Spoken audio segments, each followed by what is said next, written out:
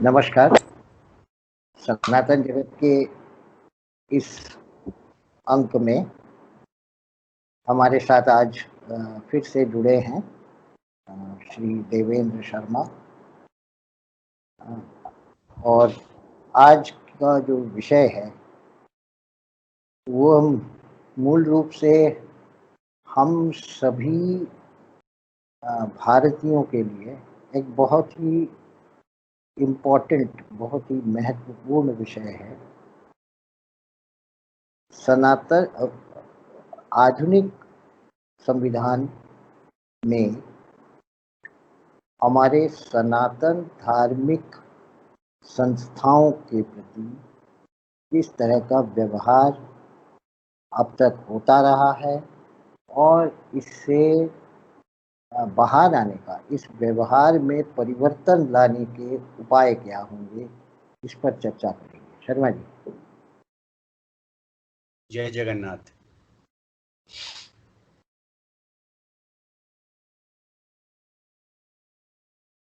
हमने अभी तक ये जो चर्चा चल रही है इसका तीसरा पुष्प जो है वो सभी सनातनी सहोदर बंधुओं के लिए समर्पित है।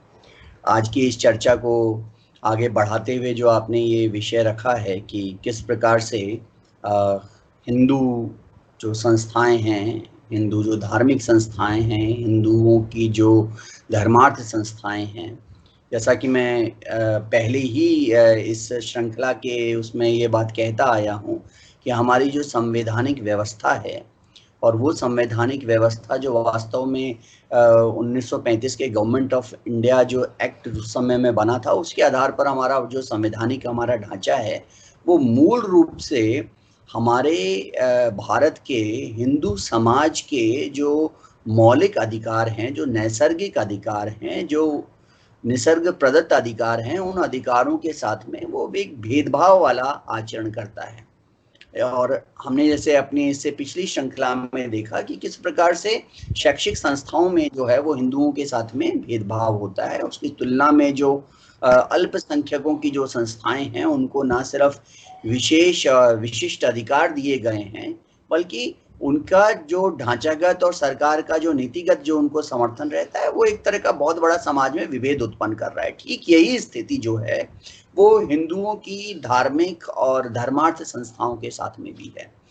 1830-35 के आसपास जो है वो अंग्रेजों ने जब ये देख लिया कि भारत के अंदर धर्म की जड़ें बहुत ही गहरी हैं और उसमें मंदिरों का और हिंदुओं की धर्मार्थ संस्थाओं का एक बहुत ही महत्वपूर्ण उनका एक पक्ष है, तो उन्होंने इन धार्मिक और इन धर्मार्थ संस्थाओं का, सामाजिक कल्याण में लगी संस्थाओं के ऊपर नियंत्रण करने के उन्होंने उपाय आरंभ किए और उस करने में उन्होंने कई प्रकार की नीतियां अपनाई।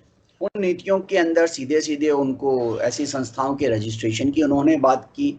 उन्होंने उसके लिए बाद में आकर और व्यवहारिक रूप से कहें तो बहुत ही सुगठित व्यवस्था के रूप में एंडाउमेंट बोर्ड्स बनाए। उन्होंने देव स्थानों के ऊपर नियंत्रण रखने के लिए उन्होंने विशेष अधिकारी बनाए और इस तरह से उन्होंने धीरे धीरे हमारे यहाँ के मठों, आश्रमों, मंदिरों, धर्मार्थ संस्थाओं और इस तरह की सभी संस्थाओं को अपने पकड़ में ले लिया। क्योंकि हम इस चर्चा के अंदर कानून की जो बारीकियां हैं उसकी बजाय हम एक बड़े ढांचे के बारे में चर्चा कर रहे हैं, इसलिए मैं उसमें दिए गए कानूनों के उसमें बहुत अधिक नहीं जाऊंगा। लेकिन इसमें समझने वाली बात है कि ये 18वीं सदी और 19वीं सदी तक आते आते अंग्रेजों ने पूरा का पूरा एक ऐसा ढांचा बना दिया जहां पे उन्होंने भारत के प्रत्येक मंदिर, प्रत्येक मठ, प्रत्येक धर्मार्थ संस्था के ऊपर प्रत्यक्ष या परोक्ष अधिकार कर लिया और वहां पर अधिकार करने के साथ ही साथ उन्होंने वहां पर निर्णयकारी स्थिति भी बना ली। इतनी निर्णयकारी स्थिति बना ली कि कालांतर में हमारे किसी मठ का, अगर हम विशेष रूप से कहें तो अद्वैत शंकर परंपरा के मठ का के पूज्य शंकराचार्य के दायित्व के ऊपर वहां पर कौन विराजमान होंगे, ये भी निर्णय जो है वो अब अदालतें करने लगी हैं। ये एक बहुत देखिए कि कितनी बड़ी विडंबना है इस बात की कि पूरा मठामनाए बताया गया है कि कैसे होगा और उसके अधिकार जो हैं कहाँ पर आते हैं? मठों की संपत्ति के ऊपर जब भी विवाद होता है तो एक सामान्य तहसीलदार जो है वो उसके ऊपर निर्णय करने का अधिकार रखता है। वो नोटिस भेजता है हमारे धर्माचार्यों को कि आप स्वयं या जो है वो अपने किसी प्रतिनिधि, एडवोकेट, प्लीडर के माध्यम से मेरे सामने उपस्थित हो। तो ये एक स्थिति थी कि किस प्रकार से जिनके सामने ये निर्देश दिया गया, हमारी सनातन जो हमारी स्मृतियां हैं, उसके जो व्यवहार शास्त्र हैं, उसमें ये निर्देश दिया गया है कि यदि बटुक भी आता है, एक सन्यासी भी आता है, तो राजा अपना रथ जो है वो मार्ग से हटाकर उसके सम्मान में खड़ा होगा। तो वहां उस भारत की इस परंपरा के परिप्रेक्ष्य में जब हम देखते हैं कि आज की स्थिति में एक तहसीलदार जो है वो हमारे सर्वोच्च आचार्यों को नोटिस देकर ये बुलाता है क्योंकि किसी भी विधर्मी ने किसी तरह का कोई शिकायत कर दी हो, तो बोलता है आप मेरे सामने हाजिर हों। तो ये इतना बड़ा परिवर्तन जब हम देखते हैं, ऐसी स्थिति आप दूसरे जो अल्पसंख्यक हमारे यहाँ पर समुदाय हैं उनके साथ में नहीं कर सकते हैं। वहां पर किसी में ये सामर्थ्य नहीं है, क्योंकि ये बात हमारे प्रशासनिक तंत्र को पता है कि ये जो समुदाय हैं, जो अल्पसंख्यक समुदाय हैं, इनको न सिर्फ संविधान और संविधान से निकले हुए जो कानून हैं उसमें इनको विशिष्ट अधिकार दिए गए हैं, और ये अधिकार उस राजनीतिक सत्ता के अलग हैं। राजनीतिक सत्ता तो अपने आप में है ही है, लेकिन यह प्रशासनिक ढांचा भी इस तरह से है कि वो उनके इस प्रकार के घोषित अघोषित विशेषाधिकारों को मानता ही मानता है। इसकी तुलना में हमारे साथ में ऐसा होता है। भारत स्वतंत्र हुआ, स्वतंत्र होने के साथ में एक तरह से बाढ़ आ गई, और लगभग तमिलनाडु से, अगर मैं ठीक से ध्यान कर पा रहा हूं, तो 1951 में तमिलनाडु ने जो है वो स्टेट का एंडाउमेंट एक्ट पास किया, और उसके बाद में लगभग सभी राज्यों के अंदर एंडाउमेंट एक्ट या देवस्थान विभाग, उन्होंने सभी प्रकार के जो हमारे मंदिर, आश्रम, मठ, हमारे देवस्थान हैं, श्रद्धा केंद्र हैं, उन सब को अपने नियंत्रण में ले लिया। यानी आज मैं राजस्थान की अगर विशिष्ट रूप से बात करूं तो ऐसे सैकड़ों स्थान हैं जहां पर कि आप जाकर पूजन अर्चन भी नहीं कर सकते हैं। क्यों? क्योंकि वो देवस्थान विभाग या पुरातत्व सर्वेक्षण विभाग राज्य सरकार और केंद्र सरकार के उनके अधीन है। आपको विशिष्ट प्रयास करने पड़ेंगे। साल में कभी एक आध बार खुलता है, ऐसे स्थान है जहां पर कि इस तरह की चीजें हैं। तो ये पूरा का पूरा ढांचा इस तरह से बना दिया गया कि जहां पर सरकारी अधिकारी तय करते हैं, वहां पर जाने वाला जो दान का धन है, जो धर्म से आया है, मैं आपसे आग्रह करूंगा कि कभी श्रृंखला में जो भारत में जो एक विशिष्ट प्रकार की जो एक धर्मनिरपेक्षता का यहाँ पर एक गढ़ा गया है पूरा का पूरा तंत्र, इसके ऊपर भी आप कभी चर्चा करें, ऐसा मेरा आपसे निवेदन है। पर ये देखिए कि भारत जो कहने को धर्मनिरपेक्ष राज्य है, वो हमारी हिंदुओं की धार्मिक संस्थाओं में न सिर्फ प्रबल हस्तक्षेप करता है, बल्कि वास्तव में उसके ऊपर पूरा का पूरा नियंत्रण करके वहां से जितने भी संसाधन हिंदू समाज के द्वारा दिए गए हैं, उन संसाधनों के ऊपर अधिकार कर लेता है, क्योंकि कानून ऐसा है। कानून ऐसा क्यों है? क्योंकि संविधान ऐसा कानून बनाने का निर्देश देता है। तो संविधान इस तरह से निर्दिष्ट करता है।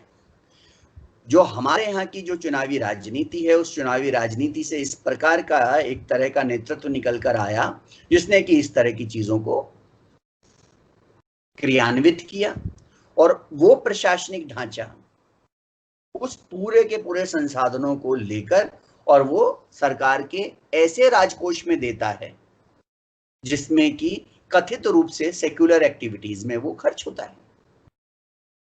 तो आपने और इसकी तुलना में जब हम देखते हैं तो वक्फ की संपत्ति है, आपको आश्चर्य होगा कि लेकिन चर्च और वक्फ ये हमारे देश के सबसे बड़े रियल एस्टेट के मालिक हैं आज की तारीख में।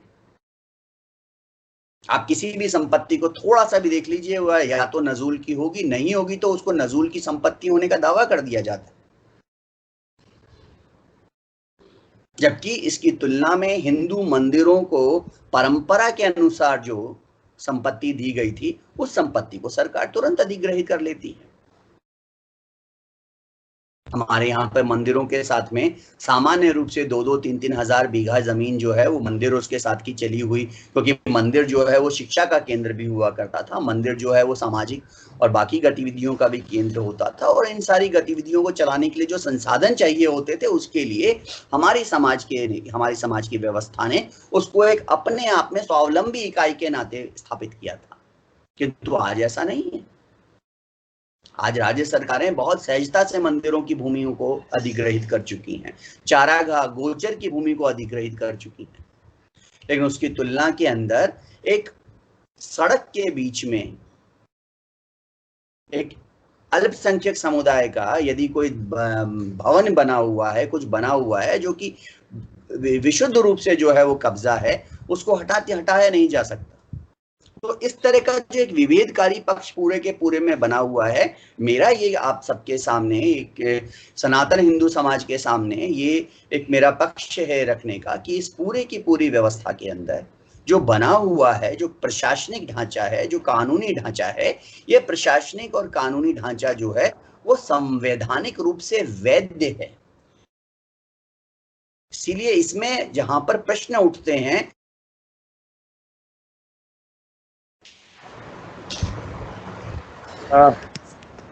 रुकावट के लिए खेद है।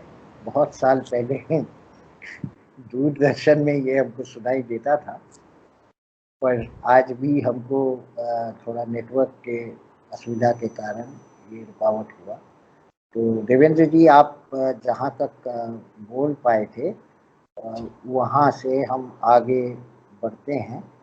लगभग 10 मिनट की वार्ता आपकी हो चुकी थी, तो आप संभव है कि आप उस फ्लो में तो नहीं बोल पाएंगे, मगर जैसा भी है आप बोलेंगे तो मुझे लगता है दर्शकों को अच्छा।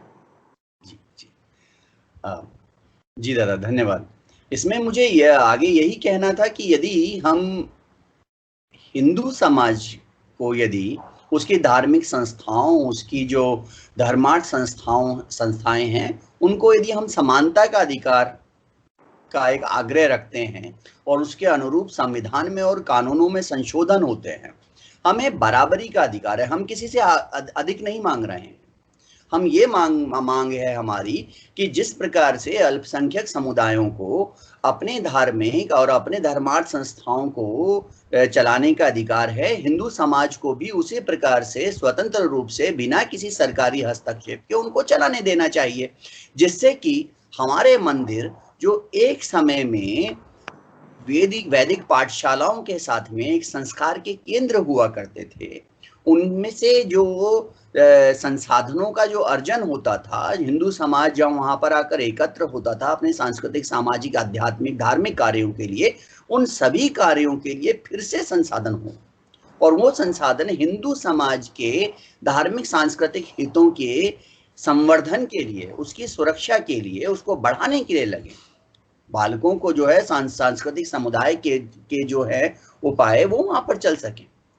तो हम किसी के अधिकार को छीनने की बात नहीं कर रहे हैं, हम हिंदू समाज के जो नैसर्गिक अधिकार हैं, जिनको कि ईसाइयों और मुसलमानों की 1000 वर्षों की सत्ता ने बलात् छीन लिया, और जिसको भारत के संविधान ने 1950 में लागू होने के बाद में हिंदू समाज को फिर से वो अधिकार नहीं दिए, हम उस बराबरी के अधिकार की मांग सनातन समाज एकजुट होकर सभी प्रकार के राजनीतिक दलों से ये करे कि इसको वापस देना उन लोगों के लिए विवशता बन जाए जो कि हमारे संवैधानिक और कानूनी और प्रशासनिक तंत्र को चला रहे हैं। ये हमें स्वीकार कर चलना होगा कि ये हमारा ऐसा अधिकार है जो वास्तव में हमारे अस्तित्व की सुरक्षा के लिए, हमारे आने वाली पीढ़ियों के लिए अत्यंत आवश्यक है। इसके लिए हम प्राणपण से हमारी जो भी संप्रदाय परंपरा है, गुरु ज्ञान साधना की जो हमारी परंपरा है, हमारा जो कुल धर्म है, उसके अनुरूप हम करें।